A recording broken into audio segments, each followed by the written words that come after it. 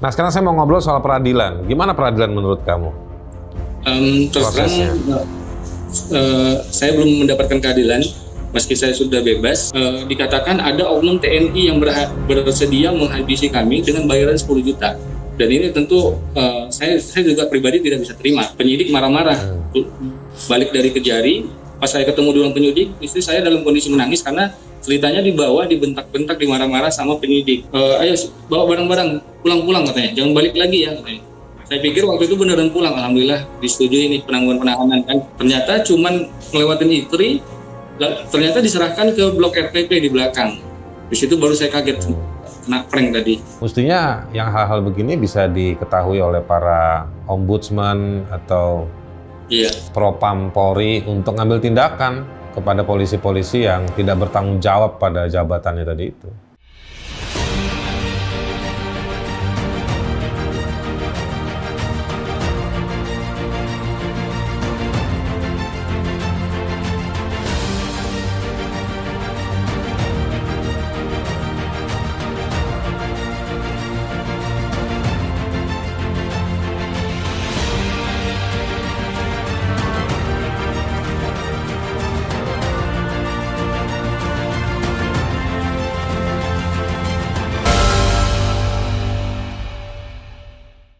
Halo orang-orang baik sekalian, kita ketemu lagi di Knalpot, kanal podcast untuk orang-orang terpinggirkan. Tamu saya hari ini adalah tamu yang sebetulnya sudah kita bahas, kita sebut-sebut namanya beberapa minggu yang lalu. Terima kasih juga buat kalian yang sudah nonton, sudah kasih dukungan di kolom komen, bahkan juga beberapa inisiatif yang teman-teman sudah lakukan di pasca diskusi beberapa waktu yang lalu saya dengan Fitra Aria, istri dari Benny Edward.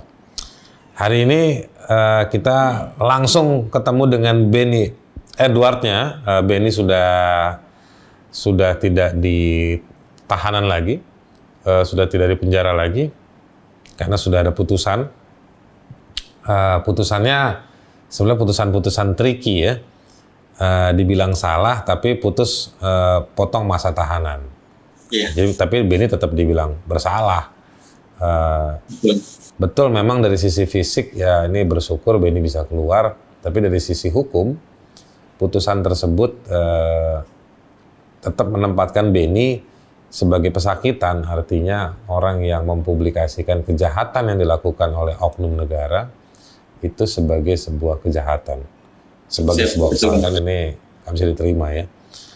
Kita mau ngobrol soal itu atau kita ngobrol soal Gubernur Sumatera Utara versus Bobi sang wali kota? Nah, itu nggak usah lah, nggak menarik itu ya. Siap. Nggak menyangkut soal urusan hidup mati itu. Itu kan kalau ini kan urusan soal keadilan, soal kemanusiaan. Jadi gimana Ben? Keluar kamu mandi berapa kali keluar dari penjara?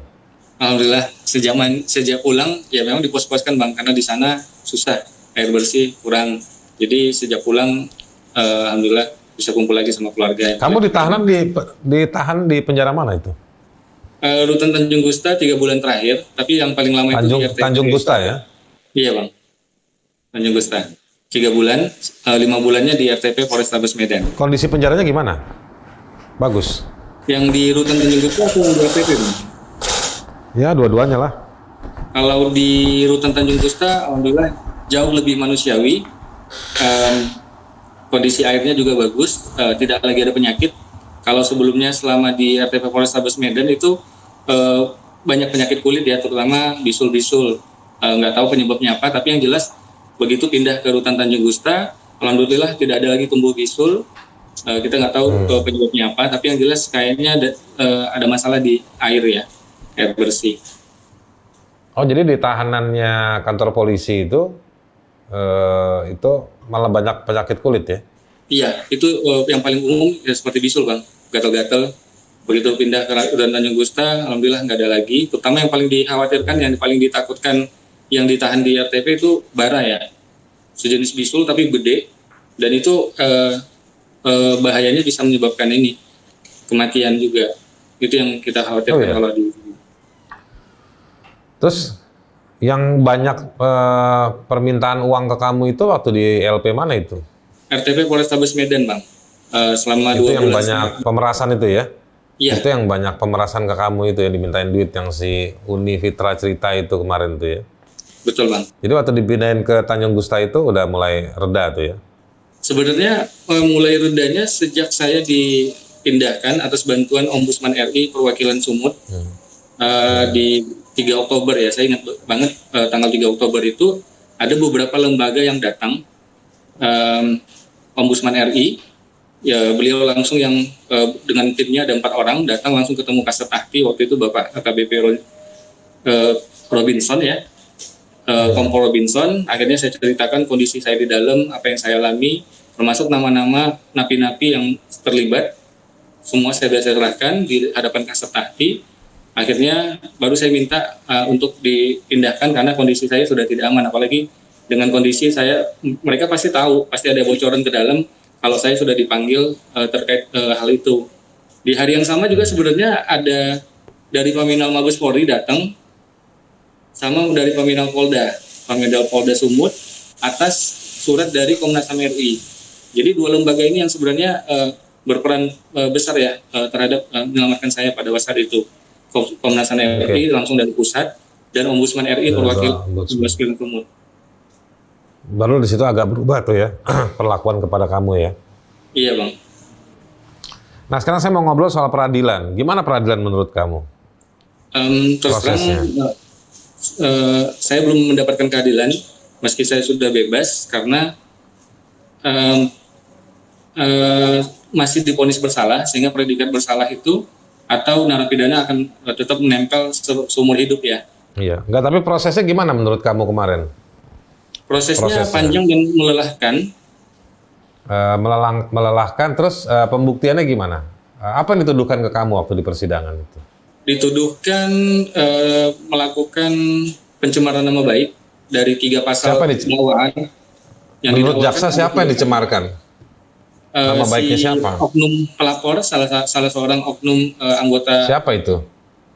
Aibtu Johansen Ginting nama beliau. Johansen Ginting, itu yang melaporkan. Jadi dia yang merasa nama baiknya tercemar.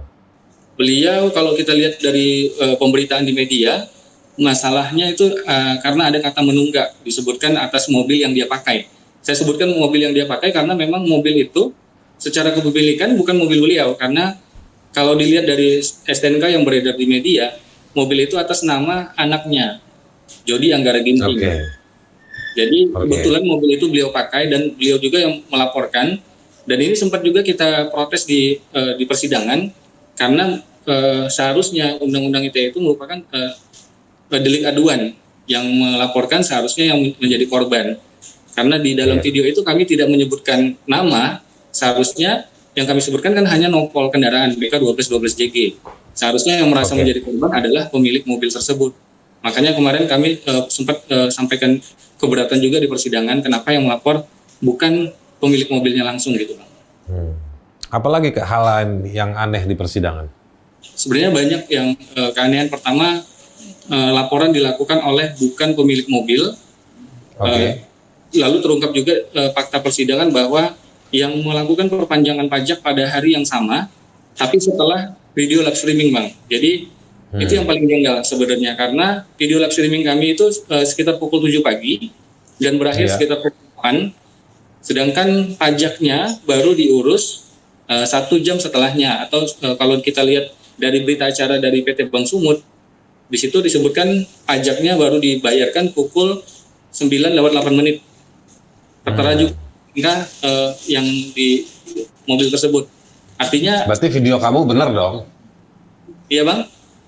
Berarti video kamu benar kan? Memang mobil itu pajaknya belum dibayar pada saat kamu bikin live streaming. Betul. Sebenarnya kejanggalan awal banyak sih dari awal proses penangkapan dan langsung ditahan itu tidak dilakukan tanpa pemanggilan terlebih dahulu. Kedua, BAP saya direkayasa. BAP saya direkayasa karena tidak satu pun. Di bagian mananya? Semuanya Bang. Jadi saya sama sekali tidak diminta keterangan oleh penyidik. Jadi ceritanya pada saat BAP di ruangan penyidik, rekan saya dulu nih yang terdakwa 1 yang di BAP selesai, saya pikir giliran saya ditanya, tapi oleh penyidik bukan ditanya, langsung seperti ada yang diganti, langsung di print, langsung diserahkan minta ditandatangan. Saya waktu itu sempat protes ke PH dadakan sebenarnya karena PH ini sebenarnya PH rekan saya karena saya tidak siap waktu itu, saya tidak mau didampingi oleh yang disiapkan oleh kepolisian. Akhirnya saya minta di satu PH dengan PH teman saya. Situ saya sempat protes kalau kenapa nggak ditanya dulu gitu, kenapa langsung minta tanda tangan. Sayangnya waktu itu oleh PH saya dikatakan udah nggak apa-apa bang, tanda tangan aja. Nanti juga ada BP itu nggak boleh dong. Saya juga pengacara, tapi saya nggak setuju tuh kalau ada pengacara main nyuruh-nyuruh tanda tangan aja. Kalau itu yang akhirnya kenapa saya tanda tangan karena PH ini mengatakan nanti nggak apa-apa bang, nanti ada BAP kedua katanya. Benar nih bang, berarti aman ya, saya bilang gitu, aman. Katanya seperti itu. Kondisi kami juga capek kan bang, dari jam 11 pagi ditangkap, baru di BAP itu sekitar di atas pukul 9 dan baru selesai itu sekitar pukul 2 dini hari, sehari setelahnya. Jadi kondisi kami lemah. Lalu di jam 5 sorenya sebenarnya kami juga mendapatkan intimidasi secara verbal dari beberapa oknum yang masuk ke ruang penyidik waktu itu. Itu juga kami siapa sampaikan. Aja tuh, Bang? Ya, yang intimidasi siapa aja? Sebut aja namanya udah. Banyak sekali bang. Jadi pada sebut hari aja itu, udah. ya pukul 11 pagi kami ditangkap, sekitar pukul 5 sore ada beberapa oknum yang masuk ke ruang penyidik, ramai sekali. Cuman ada 3 oknum yang kita kenal sebenarnya. Salah satunya berpakaian dinas. Beliau adalah Kasatlantas Polrestabes Medan, AKBP Sony Siregar. Iya, Sony Siregar ya? Ya, ada beberapa dokumentasi dari pihak oknum yang beredar di YouTube. Beliau posisinya ada di depan saya di sini di sofa, di sebelah saya ada rekan saya Bang Junior, di depan saya beliau ngambil bangku duduk di depan. Lalu ada yang saya kenal juga, pelapor sendiri datang, itu Johansen Ginting datang. Lalu satu orang yang saya kenali juga ada Ibda Nanang. Ibda Nanang ini beliau kalau tidak salah di Samsat juga, pernah di hari yang video tersebut setelah kami memeriksa beberapa plat nopol kendaraan, kami kan masuk ke Samsat untuk konfirmasi langsung ke Dirlantas Bapak Kombes Wibowo. Cuman beliau katanya tidak di tempat, akhirnya dijumpai dengan Ibda Nanang. Di situ saya kenal beliau. Beliau ini pun ikut datang juga di ruangan penyidik. Apa yang mereka lakukan di ruang penyidik? Banyak intimidasi secara verbal yang dilakukan oleh oknum ini. Jadi kamu nih lagi ditangani oleh penyidik, didatangi sama mereka ya? Jadi penyidik ini juga nggak independen ya? Maksudnya kan penyidik itu ada kebebasan periksa kamu, malah didatangi oleh polisi-polisi lain tadi itu ya? Benar bang, terasa sekali kalau penyidik ini tidak netral ya. Padahal itu lokasinya di mana itu? Di ruang penyidik, di ruang 2, lantai 2 Polrestabes Reskrim, satu Reskrim Polrestabes Medan bang. Iya. Ini kan itu menurut saya itu kejahatan dalam wewenang kepolisian ya. Jadi mereka itu menggunakan kewenangannya untuk mengintimidasi, membuat prosesnya jadi tidak independen. Nah saya tanya lokasinya tuh karena nanti kalau mestinya yang hal-hal begini bisa diketahui oleh para ombudsman atau Propam Polri untuk ngambil tindakan kepada polisi-polisi yang tidak bertanggung jawab pada jabatannya tadi itu. Iya, sangat sekali bang, karena di dinding ruang itu pun sebenarnya ada beberapa, salah satunya penyidik harus netral katanya, tapi justru apa yang tertempel di dinding itu tidak dicerminkan pada kejadian pada hari itu. Justru di situ. Itu kan di dinding, polisinya mungkin nggak baca kan, penyidiknya nggak baca atau nggak bisa baca dia. Tidak profesional. Benar bang, dan justru di situ ya. Jadi nggak bisa profesional dia. Nah terus intimidasinya bentuknya gimana tuh Ben? Intimidasinya secara verbal. Pertama, saya diancam bestam. Saya istilahnya itu baru tahu juga pada hari itu. Bestam itu kalau tidak salah bebas tampung. Jadi digambar kali oleh oknum yang menyebut ini, bestam, kamu akan bestam karena udah ada 4 LP katanya. Udah ada 4 LP dan saya disuruh hitung. 1 LP kamu harus jalani 4 tahun. Jadi kalau 4 LP, kamu berapa tahun di dalam katanya gitu. Saya disuruh hitung, suruh jawab, saya bilang 4 kali 4, 16 tahun. Lalu di salah satu oknum ini juga, ini boleh menyebut institusi nggak? Karena kalau saya menyampaikan apa yang disampaikan oleh oknum ini mencatut salah satu institusi lain yang katanya Nggak apa-apa, sebutin aja. Sebutin aja, kita harus berani untuk mengungkapkan kebenaran, Ben. Iya, saya juga di persidangan sudah menyampaikan ini dan bahkan saya sengaja bawa Al-Quran bersumpah di hadapan pengadilan secara online Saya bersumpah demi Allah bahwa apa yang saya sampaikan benar, termasuk intimidasi yang saya terima pada waktu itu, Bang. Jadi intimidasi lainnya adalah dikatakan ada oknum TNI yang bersedia menghabisi kami dengan bayaran 10 juta. Dan ini tentu saya juga pribadi tidak bisa terima. Karena abang saya juga yang mengurus perkara ini, yang membantu mengurus perkara ini juga seorang TNI kan. Banyak juga keluarga saya yang dari TNI, dari Polri. Dan saya sama sekali tidak percaya kalau dikatakan seperti itu. Ini intimidasi ini kamu sampaikan nggak di pengadilan, Ben? Saya sampaikan, Bang. Di Terus pembelaan hakimnya saya bilang apa? Tidak ada tanggapan sama sekali. Bahkan surat bukti, satu bundel bukti yang Siapa itu? Hakimnya siapa? Nama hakimnya siapa hakim? diketuai, ada pergantian hakim di pertengahan. Tadinya Bapak Syafril Pardamen Batubara, hakim ketuanya. Pada pertengahan diganti, ketuanya itu Bapak Ahmad Sumardi. Lalu hakim ketua yang lain yang sebelumnya jadi hakim ketua itu pindah menjadi hakim anggota. Sedangkan salah satu hakim wanita, hakim anggota, ada perubahan, beliau katanya dimutasi. Jadi ada perubahan, saya nggak tahu hakim yang ketiga, namanya saya lupa, Bang. Jadi ada perombakan hakim yang di perkara kamu ya?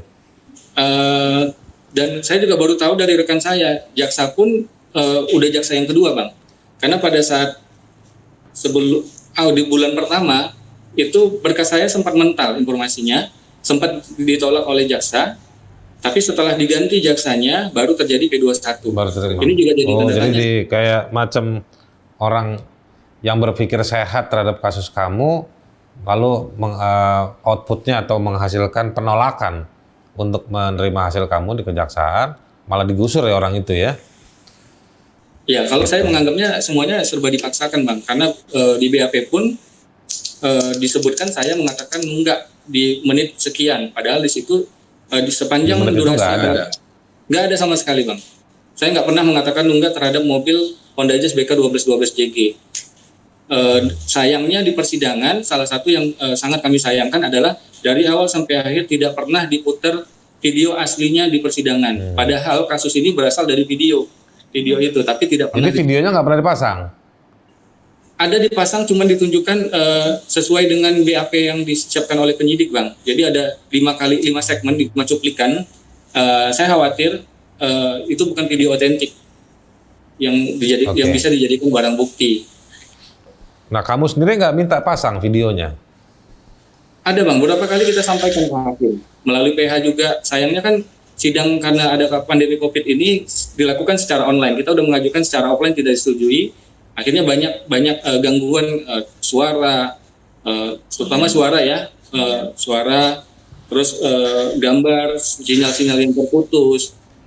Makanya saya titipkan ke istri saya, karena istri saya yang selalu hadir di persidangan. Saya titipkan ke PH juga untuk bisa disampaikan, diperjuangkan agar video aslinya bisa dapat diputar. Tapi berulang kali tetap ditolak, Bang. Yang nolak siapa? Hakimnya ya? Iya, hakimnya. Jadi yang kamu buktikan, yang diizinkan oleh hakim-hakim itu untuk kamu buktikan di persidangan cuma apa aja? Terkait intimidasi itu saya sampaikan. Terkait pencabutan BAP pada saat sidang keterangan terdakwa, di situ kesempatan saya menyampaikan bahwa BAP saya pada saat pelimpahan pun sebenarnya sudah saya cabut. Setelah saya cabut, saya kan ada 2 penyidik. Saya ada catat tulis pom merah jambu, saya lupa nama pomnya apa, tapi di situ ada pertanyaan, apakah BAP Anda benar? Saya buat tidak benar. Di bawahnya ditanya alasannya, saya katakan di situ bahwa BAP-nya merupakan duplikat, bukan keterangan saya, tapi merupakan duplikat dari keterangan rekan saya. Penyidik marah-marah, balik dari Kejari, setelah dia melimpahkan barang bukti, marah-marah ke istri. Saya dengar istri saya bahkan nangis. Pas saya ketemu dengan penyidik, istri saya dalam kondisi menangis karena ceritanya di bawah dibentak-bentak, dimarah-marah sama penyidik. Oke, jadi kejanggalannya apa lagi yang kamu alami? Sebutin aja, biar banyak tuh sebutin satu-satu. Saya sabar menunggu. Balik ke yang tadi, jadi kejanggalannya itu banyak.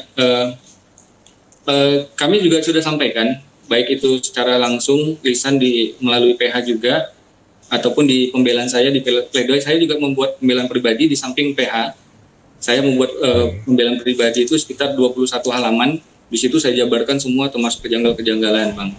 Nah, Kami sudah melakukan mediasi. Pada saat ditangkap, istri sudah mengajukan penangguhan penahanan, tapi tidak pernah disetujui, beserta surat jaminan juga.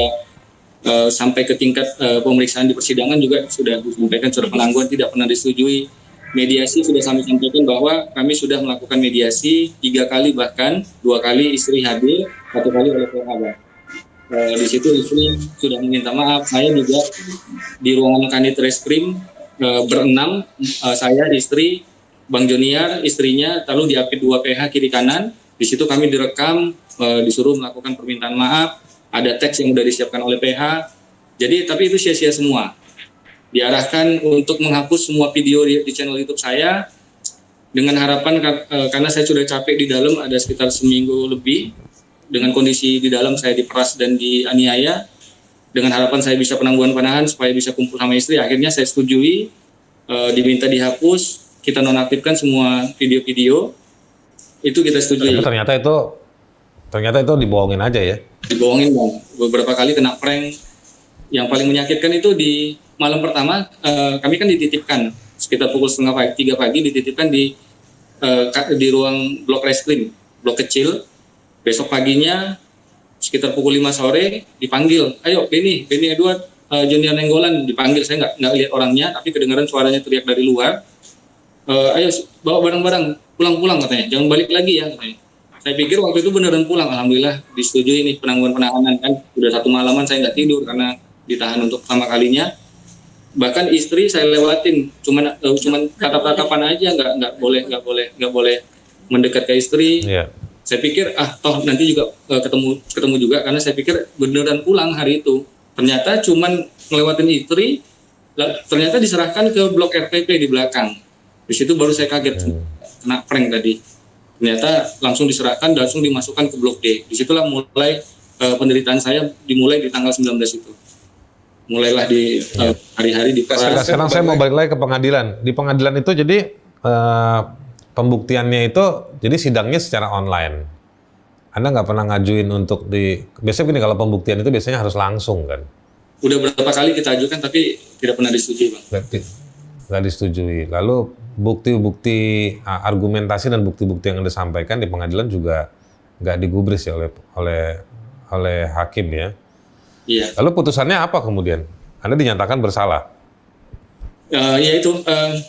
Kami yakin sebenarnya Pak, sejak awal dengan banyaknya fakta persidangan yang banyak yang janggal yang kami sampaikan di persidangan, lalu saya juga melampirkan banyak bukti termasuk data dari Samsat bahwa mobil itu ternyata 3 tahun berturut-turut pembayarannya setelah tanggal jatuh tempo, bahkan ada yang jatuh tempo setelah 19 hari. Itu sudah kita lampirkan data Samsat sendiri, dan saya yakin dengan sidang-sidang sebelumnya bakal bebas murni nih, tapi ternyata di luar dugaan tetap divonis bersalah dengan hukuman penjara 8 bulan.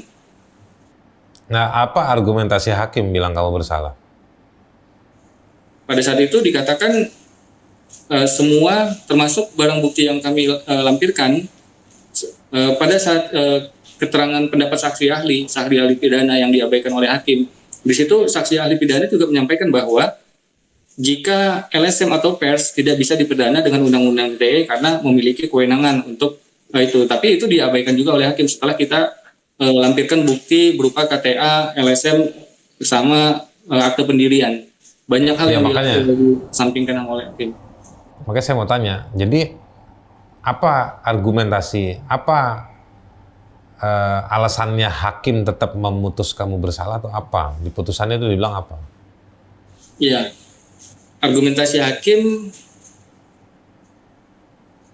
ya katanya kami sudah menyebabkan si korban, saksi pelapor ini merasa malu karena dikatakan menunggak.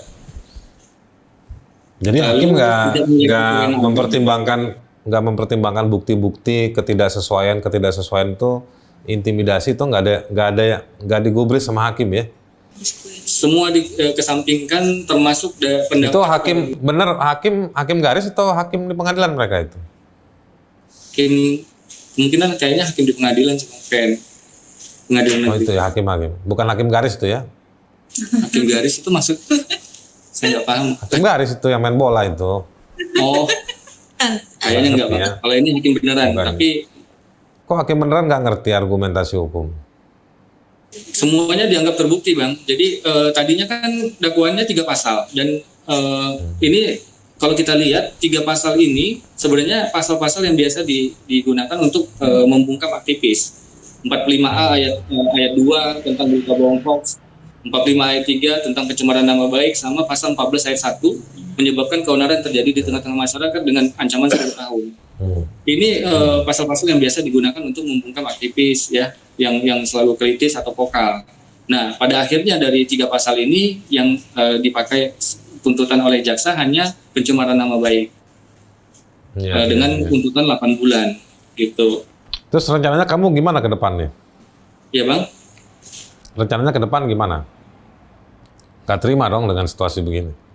Ya, terus terang, Bang, dengan putusan itu saya tetap tidak terima karena dari awal semuanya serba dipaksakan. BAP saya direkayasa, saya tidak pernah diminta keterangan sama sekali terhadap BAP itu, dan di BAP saya pun termasuk di BAP rekan saya dibuat yang bukan saya yang mengatakan, dibuat kata sengaja, sepertinya ada kesengajaan membuat kata menunggak itu muncul dari mulut saya.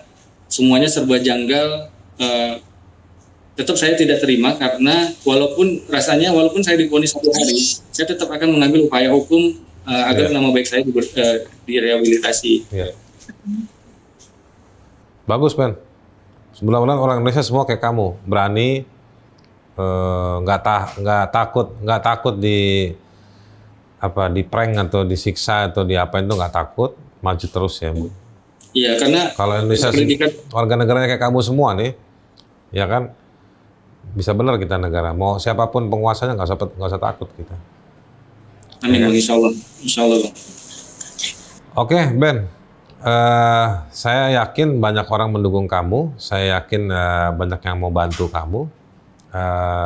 Tapi saya nggak bisa lama-lama. Jadi kita mungkin boleh ada tambahan apa lagi, silakan. Izin menambahkan, melengkapi aja. Kata menunggak itu memang yang menyebutkan kata menunggak hanya rekan saya, tapi rekan saya ini punya argumentasi. Menurut dia menunggak itu belum membayar, sehingga akhirnya saya tergelitik untuk mengecek di Kamus Besar Bahasa Indonesia. Ternyata faktanya memang baik itu saya lakukan langsung dengan buka kamus. Ternyata arti kata menunggak di situ disebutkan memang belum membayar, Bang, bukan terlambat membayar atau telat membayar. Jadi sebenarnya ada benarnya juga nih rekan saya, walaupun dia memang mengatakan menunggak, belum membayar, dan itu memang fakta. Jadi belum memenuhi kewajibannya. Iya, benar. Dan itu memang terbukti kan. Dan saya juga mengucapkan terima kasih terutama ke Bang Sasar, ke Ombudsman RI, Komnas HAM RI, ke teman-teman kontras di Medan yang sudah menindaklanjuti pengaduan dari terus sama teman-teman jaringan anti pungli di Sumatera juga banyak bantu kamu tuh. Iya, alhamdulillah banyak banget supportnya, Bang. Jadi kalau bahkan di channel YouTube Oknum sendiri itu semuanya sebelum membantu. Jadi mau di manapun berita tentang saya, tentang penangkapan saya, mau di akun milik institusi yang memenjarakan saya, di situ justru kalau kita baca komentar-komentarnya justru mempertanyakan terkait penangkapan saya dan banyak mendukung. Alhamdulillah, Bang. Jadi teman-teman memang melihat bahwa apa yang saya lakukan ini murni memang demi kepentingan umum. Betul, Ben. Bagus, Ben. Luar biasa kamu. Dan kamu punya istri juga luar biasa tuh, berani juga dia. Alhamdulillah. Ya kan? Susah nyarinya. Baik, terima kasih Benny dan juga Uni Fitra sudah berbagi cerita. Orang-orang baik sekalian, itu tadi cerita kita bersama Benny Edward, lanjutan dari ceritanya istrinya yang beberapa minggu lalu kita pernah wawancara juga, ngobrol. Kasus Benny ini menarik, nggak banyak media yang mau meliput, media nasional, media lokal nggak ada yang liput, tapi di sosial media mereka cukup booming. Benny Edward jadi simbol anak muda di daerah yang berani mengungkap ketidakberesan atau ketiadaan integritas para penegak hukum atau aparat negara, misalnya dalam soal menunggak pajak kendaraan. Dan Benny menjadi simbol untuk partisipasi warga. Makin unik Benny ini ketika di zaman pemerintahan kita hari ini makin represif, makin tidak terbuka, membiarkan banyak kecurangan pejabat-pejabat.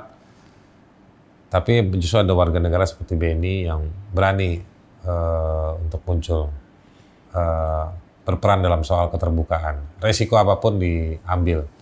Keberanian menjalani resiko ini yang sangat mahal dari Beni Edward. Kita akan ketemu orang-orang baik sekalian di Knalpot berikutnya, kanal podcast untuk orang-orang terpinggirkan. Ngeng. Oke?